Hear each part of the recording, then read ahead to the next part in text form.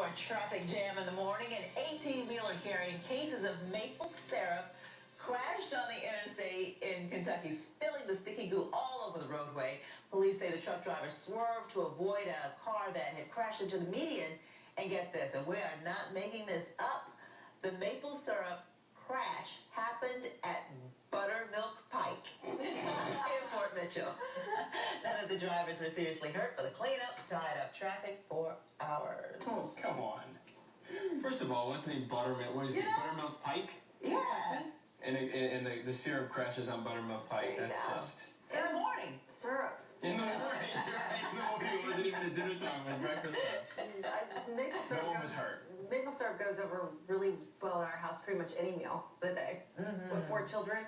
Eggs, I'll take some syrup with that. Oh, yeah, I put syrup on eggs, too. I know, that's crazy. I had to draw the line with pasta, though. Oh. Yeah, I know. Yeah, that's... They lost me. Sounds good. Sounds good. You know what? All right, good morning, everyone.